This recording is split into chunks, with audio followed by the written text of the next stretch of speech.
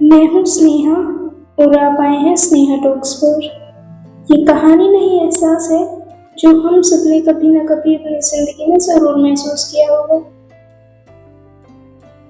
अगर कभी हंसता खेलता चेहरा अपनी मुस्कान छुपाने लगे या फिर बहुत बोलने वाला इंसान अचानक से चुप हो जाए, तो समझ जाना वो अपनी लाइफ में बहुत डिप्रेस्ड है। डिप्रेशन कोई मजाक नहीं होता, ये बहुत सीरियस सिचुएशन होती है। लेकिन आजकल जिसको भी डिप्रेशन होता है, लोग उनको समझने की बजाय उनका मजाक बनाते हैं, उनकी हेल्प करने के बजाय उन्हें और डिप्रेशन में डाल देते हैं।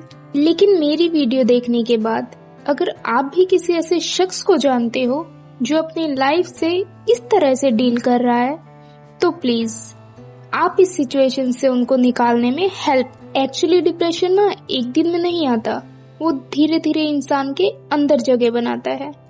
डिप्रेशन छोटी छोटी बातों से शुरू होता है, जैसे कोई अपना ट्रस्ट तोड़ दे, अपना ही दोस्त गैरों के साथ मिलकर धोखा दे, कभी फैमिली रिस्पॉन्सिबिलिटी से, या फिर कभी अपना ही फ्यूचर ब्राइट ना दिखे उससे भी। डिप्रेशन छोटे से शुरू होता है, लेकिन धीरे धीरे वो तुम्हारे अंदर इतनी गहरी जगह बना लेता है कि खुद में से आपको निकलने ही नहीं देता। शुरुआत में तो लगता है जैसे छोटी सी परेशानी है, ये तो यूं ही दूर हो जाएगी, लेकिन धीरे धीरे यही छोटी छोटी परेशानियां इस तरह घर कर लेती हैं कि इनसे छुटकारा पाना मुश्किल हो जाता है। धीरे धीरे काम से मन हटने लगता है, दोस्तों के साथ टाइम स्पेंड करना अच्छा नहीं लगता, वो अपने दोस्तों के कॉल्स अवॉइड करने लग जाते हैं, मैसेज का रिप्लाई नहीं देते, बस ये लगता है कि मैं अकेले रहूं किसी अंधेरे कमरे में। वो हर किसी के साथ अपनी फीलिंग्स एक्सप्रेस करना छोड़ देते हैं। लोग पूछते हैं तुम ठीक हो, तो वो उसका जवाब मुस्कुराकर हाँ ही देते हैं।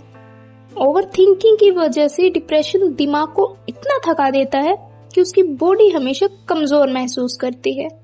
रात हो चाहे दिन, इंसान सोना ही भूल जाता है। उसकी आंखों में नींद नहीं, बस थकान होती है। बातें सोचते ही कभी आंखों में आंसू, तो कभी बेमतलब का गुस्सा आ जाता है। डिप्रेशन में इंसान किसी और को ब्लेम नहीं करता, वो हर बात के लिए खुद को ही ब्लेम करता है, फिर चाहे उसमें उसकी गलती हो या नहीं। डिप्रेशन इंसान को बहुत बेबस फील करवाता है।